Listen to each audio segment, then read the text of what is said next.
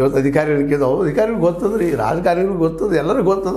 ಸ್ವತಃ ಈ ದುಡ್ಡು ತೋಳು ಸಾಲ ತೋಳು ಅಂತ ರೈತರಿಂತಿ ಅದರಲ್ಲೂ ಈ ಡೆಲಿಗೇಷನ್ ಫಾರ್ಮ್ ಪಡೆದವ್ರು ಎಲ್ಲರಿಗೂ ಗೊತ್ತದ.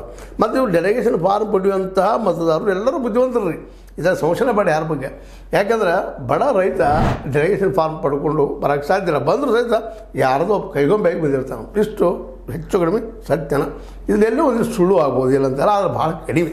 ಅದರಲ್ಲಿ ನಾವು ಮೊದಲಿಗೆ ಹೇಳ್ಬೇಕಾಗಿದ್ದೇನಪ್ಪ ಅಂತಂದ್ರೆ ಕೇವಲ ಸಾಲ ತಗೊಳ್ಳೋ ಸಲುವಾಗಿ ನಾವು ಮತ ಹಾಕ್ಬೇಕಾ ಅನ್ನುವಂಥದ್ದು.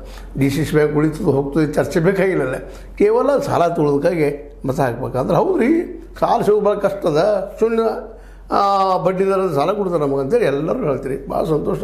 ಹೌದು, ಬೇಕು ಅದು ಸಾಲದ ಯಾವ ನಡೆದಿಲ್ಲ. ಯಾಕಂದ್ರೆ ಒಂದು ಏನೋ ಮಾಡ್ತಾರೆ ಅನ್ನೋದು ಬಂಡವಾಳ ಬೇಕಾಗ್ತದೆ. ಬಂಡವಾಳ ನಮ್ಮಲ್ಲಿಲ್ಲ. ರೈತ ಲಾಭದಲ್ಲಿಲ್ಲ.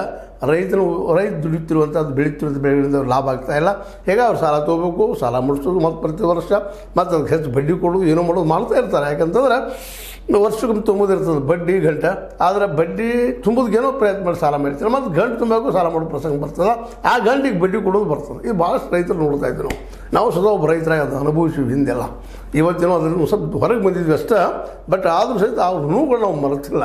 ಹೀಗಾಗಿ ರೈತರಿಗೆ ಸಾಲ ಸಿಗೋದು ಕಷ್ಟ ಅದ್ರಿ, ಯಾರು ಕೊಡೋದಿಲ್ಲ. ಯಾವ್ದಾರ ಪ್ರಾಣದಾಗ ಹೋದ್ರೆ 3 ಬಡ್ಡಿ 4 ಬಡ್ಡಿ 5 ಬಡ್ಡಿ ಹೇಳಿದ್ರೆ 5 ಬಡ್ಡಿ 10 ಬಡ್ಡಿ. ಇವತ್ತು ಬಡ್ಡಿ ಆಡೋದಿನ ನಿಂತಿಲ್ಲ, ಕಾನೂನು ಹೋಯ್ತು ನಮ್ಮಲ್ಲ. ಆದರೆ ಬಡ್ಡಿ ಆಡೋದು, ಕೊಡೋದು, ತೊಗೊಳೋದು, ಮುಳುಗಿಸೋದು ಇವು ಯಾವೂ ನಿಂತಿಲ್ಲ.